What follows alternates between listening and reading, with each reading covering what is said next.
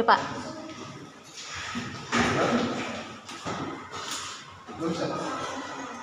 Oke, untuk pertama sekali kalkulasi dari PKN yang 1, jelaskan juga perbedaan peran BPUPK, BPUPKI ataupun BPUPK dan PPKI dalam proses menuju kemerdekaan Indonesia. Sertakan contoh keputusan ataupun hasil sidang masing-masing. Peran BPUPK adalah memberikan atau merumuskan apa yang dinamakan dengan Undang-Undang Dasar 1945, sementara PPKI perannya adalah mempersiapkan kemerdekaan Indonesia. Deskripsikan dampak pendudukan Jepang terhadap proses lahirnya lembaga seperti BPUPKI dan PPKI serta kaitannya dengan proklamasi kemerdekaan Indonesia. Pendudukan Jepang akan sangat berpengaruh dengan lahirnya lembaga seperti BPUPKI dan PPKI adalah suatu keuntungan bagi Indonesia di dalam melaksanakan yang dinamakan dengan proklamasi kemerdekaan Indonesia. Jelaskan bagaimana proses perumusan Piagam Jakarta mempengaruhi rumusan kemerdekaan Undang-Undang Dasar 1945 dan Dasar Negara Indonesia. Sertakan contoh bukti nilai yang diadopsi serta alasan perubahan yang terjadi menjelang pengesahan kemerdekaan. Perumusan Piagam Jakarta sangat mempengaruhi rumusan yang dinamakan dengan pembukaan Undang-Undang Dasar tahun 1945 yang dijadikan sebagai dasar negara Indonesia. Dan dari Piagam Jakarta itu diadopsi yang dinamakan dengan persatuan dan keadilan sosial. Sertakan contoh bukti-bukti nilai yang diadopsi itu tadi ya, keadilan, persatuan dan keadilan sosial. Jadi kemudian perubahan yang terjadi di dalam pengesahan dan ada butir dari Pancasila tersebut dilakukan perubahan di dalam menjelang pengesahan kemerdekaan, yaitu sila pertama yang tadinya mengandung syariat Islam ya diubah menjadi ketuhanan yang Maha Esa. Analisis bagaimana sila keadilan sosial bagi seluruh rakyat Indonesia dan nilai-nilai demokrasi, misalnya pemilihan umum, kebebasan berekspresi, dan keterbukaan dapat diterapkan dan untuk mengurangi kesenjangan sosial ekonomi di lingkungan. Berikan dua langkah konkret yang realistis bagi warga ataupun pelajar. Keadilan sosial bagi seluruh rakyat Indonesia ya, mempunyai nilai-nilai yang sangat mempedomani masyarakat Indonesia dan pemerintahan di Indonesia. Misalnya di dalam pemilihan umum, kemudian di dalam kebebasan memberikan pendapat dan keterbukaan di dalam pelaksanaan pembangunan, dan pemerintah berusaha mengurangi kesenjangan sosial ekonomi di lingkungan sendiri. Itu untuk mengurangi kesenjangan sosial ekonomi di lingkungan itu tentu adalah saling membantu ya, bergotong royong.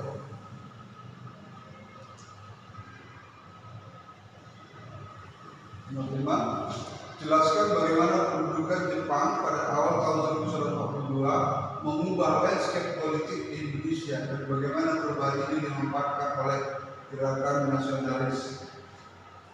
Dengan masuknya Jepang pada tahun ke Indonesia pada tahun 1942 mengubah pola pikir dari perpolitikan Indonesia yang waktu itu dalam hal ini berarti berubah dari zaman penjajahan Belanda berubah kepada pendudukan Jepang. Saat itu momen itu dimanfaatkan oleh gerakan nasionalis untuk mempersiapkan kemerdekaan, karena gerakan nasionalis berpikir bahwa artinya penguasa yang sebelumnya sudah tidak menduduki berada lagi di Indonesia, dan Jepang sementara Jepang adalah baru istilahnya baru masuk ke Indonesia, jadi belum mempunyai kekuasaan yang begitu kuat. Jadi keadaan itu dimanfaatkan oleh gerakan nasionalis untuk membentuk organisasi-organisasi pemuda di Indonesia.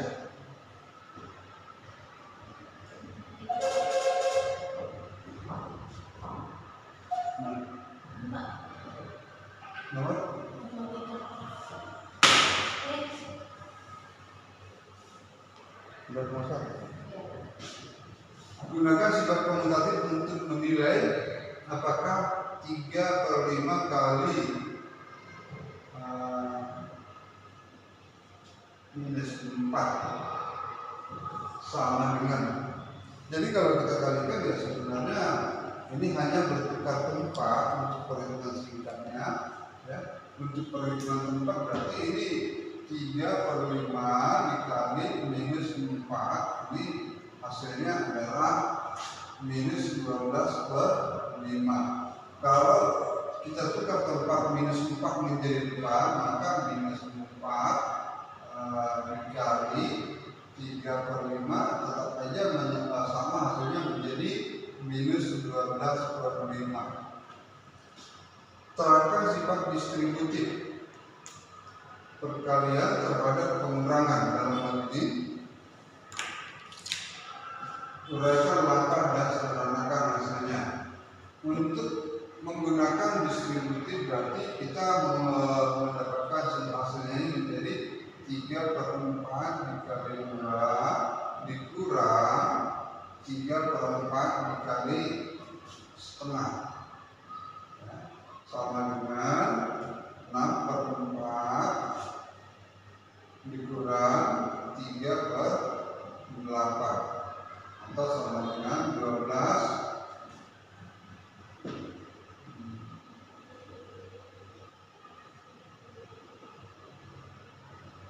12/8 dikurang 3/8 sama dengan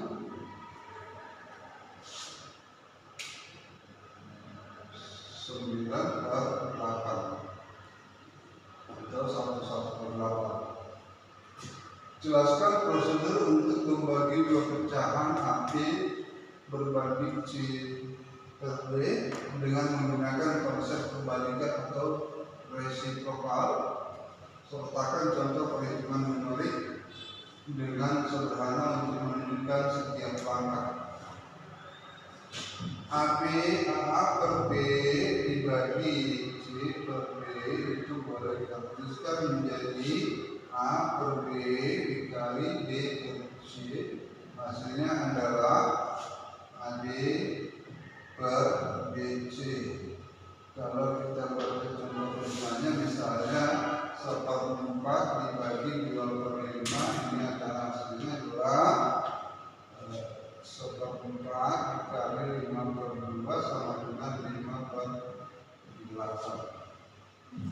Kemudian selesaikan dan jelaskan langkahnya untuk 4/5 dibagi 3/5. Tunjukkan bagaimana bilangan membuat bilangan campuran dan menggunakan resiprokal. Jadi 4/5 itu dibagi 3/5, maka ini kita ubah dulu ke dalam bentuk pecahan biasa menjadi 4 kali 2 ditambah 1 berarti 9/2 dikali 5/3 sama dengan 45/6 sama dengan 7,5.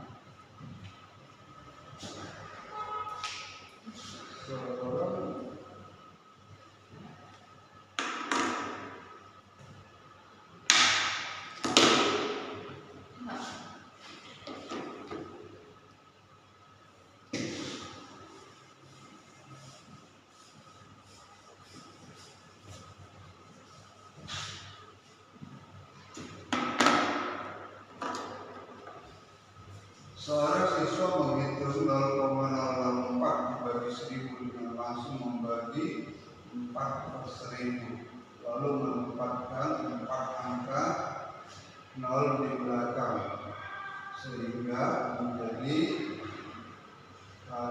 menulis 0,0004. Tunjukkan cara yang benar untuk menggunakan bentuk pecahan desimal dan jelaskan mengapa jawabannya 0,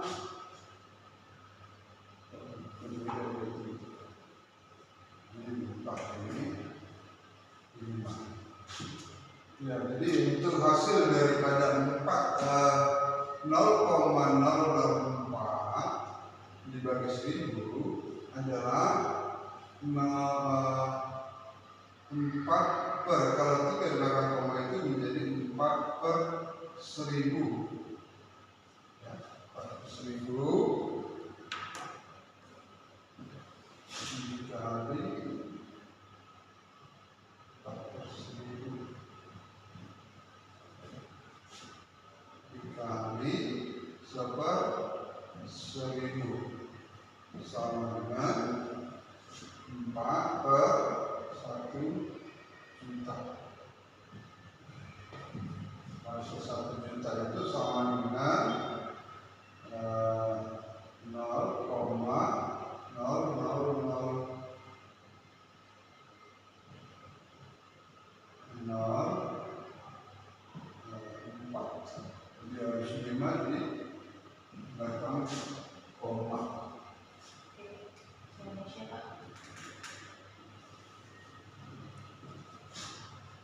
Jelaskan perbedaan fungsi utama antara iklan, slogan, dan poster. Iklan adalah sebuah bentuk, ya, media untuk menawarkan suatu barang. Kemudian slogan adalah media yang membuat kata yang singkat tapi mudah dipahami dan dapat menyampaikan pesan. Kemudian untuk poster itu adalah media ataupun gambar untuk memberitahukan suatu peristiwa ataupun menyampaikan suatu undangan dan sebagainya. Berikan masing-masing satu contoh ya, untuk iklan, misalnya iklan dalam sabun atau iklan makanan dan sebagainya. Slogan misalnya adalah, ya, bersih itu sehat, ada tulisan seperti itu. Kemudian poster adalah misalnya seperti poster daripada gambar-gambar caleg bisa, ataupun poster daripada suatu konser pertunjukan. Sebutkan 3 ciri kebahasaan persuasif yang sering muncul pada teks iklan. Ciri-cirinya ya tentu kebahasaan persuasif, yaitu adalah bahasa ajakan. Bahasa ajakan yang sering muncul di teks iklan.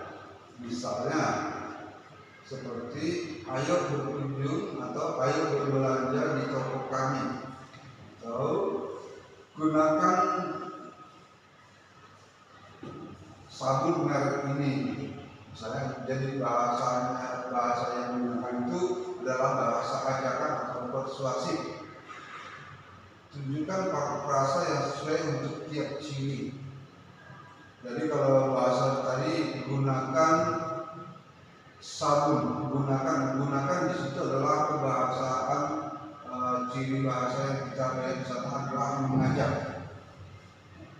Kemudian ayo berbelanja di toko kami, misalnya seperti itu adalah kalimat ajakan ayo di sana. Nomor 3, bandingkan cara penyajian informasi pada poster pelayanan masyarakat. Cara penyajian informasi pada poster pelayanan masyarakat, misalnya ajakan membayar pajak dengan iklan produk. Bagaimana kita membandingkan iklan membayar pajak dengan ajakan membayar pajak dengan iklan produk? Ajakan membayar pajak adalah menghimbau kesadaran kepada masyarakat untuk taat membayar pajak, sementara iklan produk adalah suatu media yang menawarkan hasil suatu produksi untuk digunakan oleh masyarakat tersebut. Apa persamaan dan perbedaannya? Persamaannya tentu sama-sama menyampaikan himbauan ataupun ajakan. Perbedaannya adalah tujuannya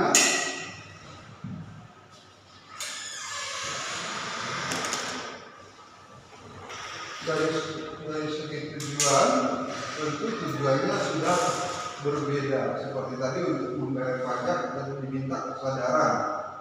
Untuk produk iklan tentu mengharapkan yang mendengarkan dapat membeli produk yang dimaksud, sasarannya seperti itu. Unsur visualnya tentu adalah sama. Unsur visualnya. Tuliskan langkah-langkah untuk mengidentifikasi apakah sebuah teks singkat termasuk slogan. Tuliskan langkah-langkah untuk mengidentifikasi apakah sebuah teks singkat termasuk slogan. Suatu teks ya boleh kita teks singkat dapat kita katakan menjadi sebuah slogan apabila kalimat yang digunakan adalah kalimat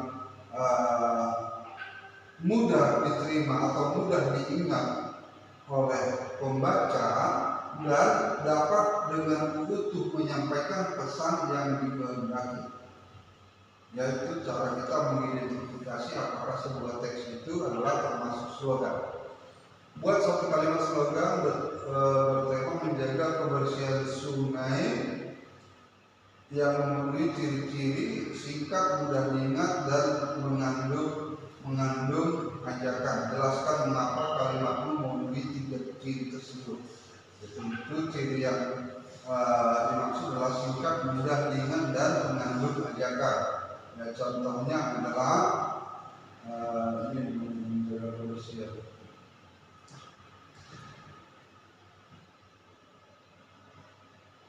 Sungai, mari kita selamatkan sungai. Atau mari kita jadikan sungai sebagai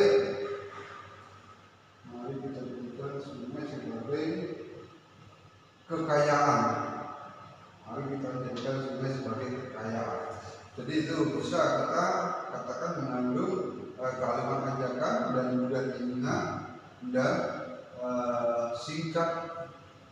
Saya kira begitu untuk contohnya.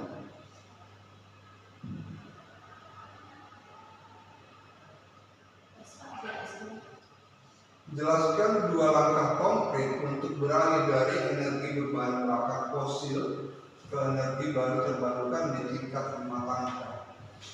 Ya, ini biasanya kalau di tingkat rumah tangga, kalau yang saya perhatikan pada umumnya itu di rumah-rumah sekarang ini sudah beralih dari lampu pijar ke lampu yang dinamakan dengan LED. Ya, dan kemudian untuk menggunakan panel surya kayaknya masih jarang orang menggunakan. Tetapi itu sebenarnya itu bisa mengatasi atau sebagai langkah konkret ya untuk berubah dari bahan bakar fosil kepada energi terbarukan.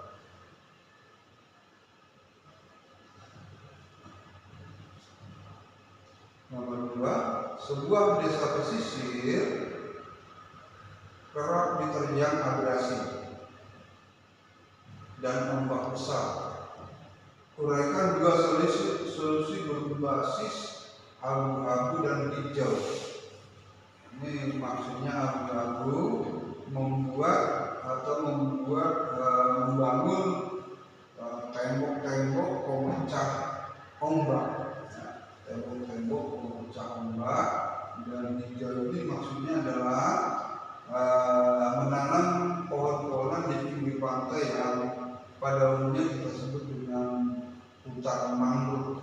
Hutan mangrove itu dapat melindungi garis pantai, dan tentu untuk pemecah ombak tadi adalah untuk mengurai kekuatan ombak langsung ke pantai, dan untuk mangrove adalah menahan ombak langsung ke daratan tepi pantai, dan bisa juga menjaga ekosistem tepi pantai. Kemudian jelaskan apa yang dimaksud dengan jejak karbon individu. Jejak karbon individu itu adalah hasil jenis karbon yang banyaknya karbon yang dihasilkan oleh seseorang ataupun suatu rumah tangga di dalam satu hari, dan susun rencana sederhana untuk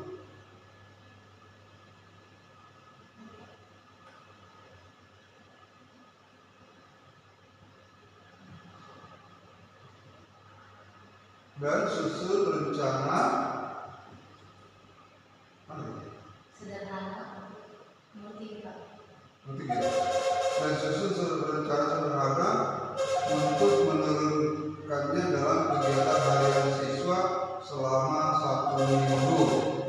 Ya, misalnya bisa aja kalau siswa ke sekolah tidak diantarkan melalui kendaraan pribadi, ada baik kalanya siswa tersebut menggunakan angkutan umum, supaya tidak terlalu banyak menimbulkan buangan gas karbon dioksida. Apa perbedaan utama antara adaptasi perubahan lingkungan dan mitigasi perubahan lingkungan? Adaptasi perubahan iklim adalah tentu langkah yang kita lakukan ketika perubahan iklim terjadi, seperti panas ataupun seperti banjir. Jadi kalau ketika banjir, maka kita harus beradaptasi dengan kondisi banjir tersebut. Kita menentukan langkah-langkah yang harus kita tempuh. Kemudian mitigasi adalah langkah yang harus kita tempuh untuk mengurangi besarnya perubahan iklim yang terjadi.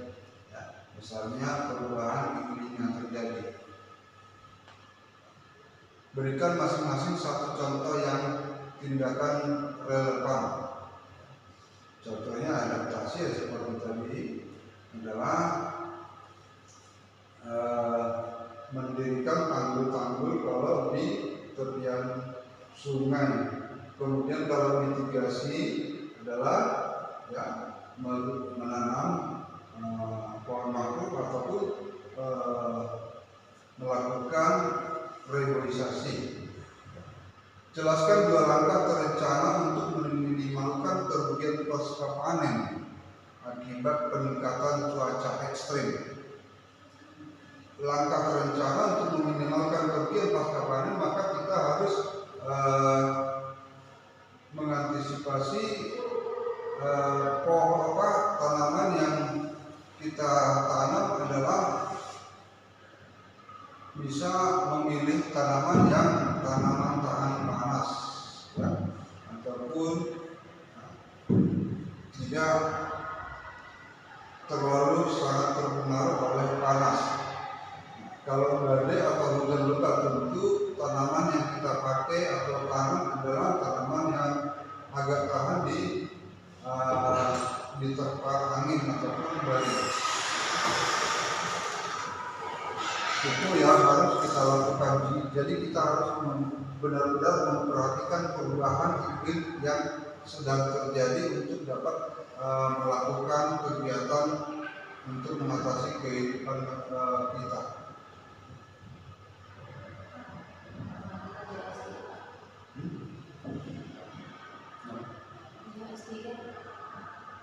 Sebuah jari-jari tangan terdiri dari 2 lingkaran dan 1 persegi panjang. Itu benar. Jika keliling salah satu lingkaran adalah 18 pi.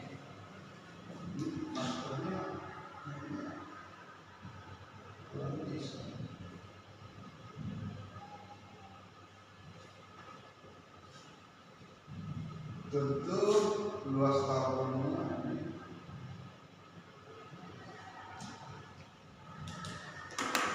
saya tulis.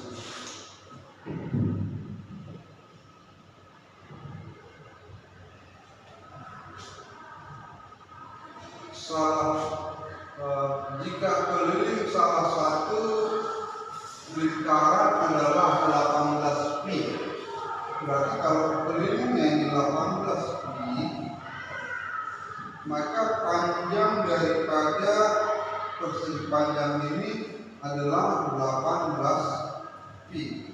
Ini bukan dari sini sama dengan sini. Nah, kemudian tinggi tabung adalah 12. Ini dia. Ini 12. Tentukan ukuran panjang dan lebar persegi panjang pada jaring-jaring tersebut. Tentu panjangnya adalah 18 pi dan lebarnya adalah 12 cm. Gambarlah pada diagram jaring-jaring kerucut. 1 lingkaran sebagai alas dan 1 juring sebagai selimut. Jaring-jaring kerucut tentunya dapat digambarkan sebagai berikut.